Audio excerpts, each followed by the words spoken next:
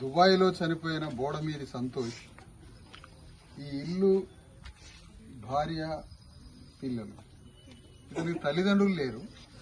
తల్లిదండ్రులు ఏనాడో చనిపోయారు. చిన్నప్పటి నుంచి అష్టకష్టాలు పడి ఈ కటిక దరిద్రం పేదరికంలో ఈ భార్య పిల్లల్ని ఎట్లా సాధాలని భయంతో భయపడి భయంగా ఈ బిడ్డలకు నేను ఎట్లా అన్నం పెట్టాలా ఎట్లా సాధాలనే భయంతో దుబాయ్ పోయిండు. ఎందుకు పోయిండు? బిడ్డలు చదివేయాలని పోయిండు, ఇల్లు కట్టుకోవాలని పోయిండు, పైసలు పంపితే తిండి తింటారేమో అని దుబాయ్ పోయిండు భయం కొద్ది. కానీ గవర్నమెంటే బ్రహ్మాండంగా ఇల్లు కట్టిస్తే దుబాయ్ పోయేటోడా? గవర్నమెంటే ఈ బిడ్డలకి అద్భుతమైన విద్యను అందిస్తే, గవర్నమెంటే గొప్ప స్కూల్ కట్టించి ఈ బిడ్డలకి చదువు అందిస్తే దుబాయ్ పోయేటోడా? గవర్నమెంటే మంచి తిండి పౌష్టికారం పెడితే పోయేటోడా? మంచి హాస్పిటల్ ఉన్నట్టయితే దుబాయ్ పోయేటోడా? అంటే చేతి నిండా పని గవర్నమెంట్ ఇయ్యలేదు కాబట్టి, గవర్నమెంట్ ఇల్లు కట్టియలేదు కాబట్టి, గవర్నమెంట్ మంచి స్కూల్ ఇవ్వలేదు కాబట్టి, గవర్నమెంట్ మంచి హాస్పిటల్ ఇవ్వలేదు కాబట్టి, చేతి నిండా పని ఇవ్వలేదు కాబట్టి ఇగో ఈ గోడ మీద సంతోషు అన్యాయంగా ఆడికి పోయి దుబాయ్ పోయి మరణించి శవం అయి తేలిండు.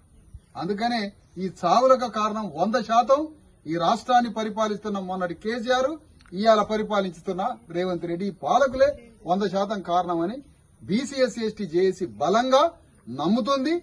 ఈ జరిగిన ఈ రాష్ట్ర ప్రభుత్వం చేసిన హత్యగా భావిస్తున్నాం. ఇది ఈ పాపం పరిహారం కోసమైనా కనీసం సచ్చినోడు రాడు, ఆ బాధ ఎప్పటికీ తీర్చలేంది.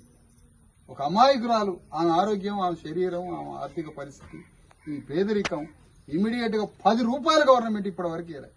సిగ్గునదా అని అడుగుతున్నాం ఈ ప్రభుత్వానికి. 10 రూపాయలు ఎంఆర్ఓనో ఒక ఆర్టీఓ వచ్చి ఈ కుటుంబానికి 10 రూపాయలు ఇవ్వకపోతే వీళ్ళు ఎట్లా బతుకుతారంటున్నాం. బతికున్నప్పుడు ఇవన్నీ చేయవైతే, సచ్చినాక 10 రూపాయలు ఇవ్వైతే దేనికి ఈ రాజ్యం? మేము మాత్రం తాగి నీకు ట్యాక్సులు కట్టాలా, రోజు సామాను కొనులు నీకు ట్యాక్సులు కట్టాలా, రక్త మాంసాలు ఉడికించి సంపద సృష్టించాలి. గంగపుత్రులు ఈ దేశంలో 1000 సంవత్సరాల నుంచి చేపలు పట్టి చేపల్ని ప్రపంచానికి దేశానికి సంపద అందించే కులం ఇవాళ తిండి లేక ఇవాళ శవం అయితే తేలేరు. అందుకని డిమాండ్ చేస్తున్నాం ఈ సందర్భంగా బీసీఎస్సీ ఎస్టీ జేఏసీగా 24 గంటలు రేవంత్ రెడ్డికి రాజకీయాలు తప్ప ఇంకో పని లేదు. రాజకీయం ఏదైనా బీసీ ఆయుధం రాజకీయమే.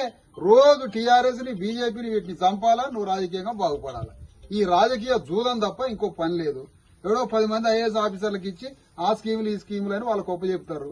నీకు పరిపాలన లేదు, పాడు లేదు.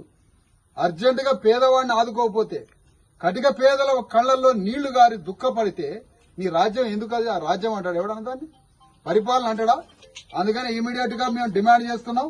అర్జెంటుగా వారం రోజుల్లో 5 లక్షల రూపాయలు రిలీజ్ చేయాలి, ఈ కుటుంబాన్ని ఆదుకోవాలి, ఈ బిడ్డలకు మంచి స్కూల్ కట్టియాలని సందర్భంగా డిమాండ్ చేస్తున్నాం.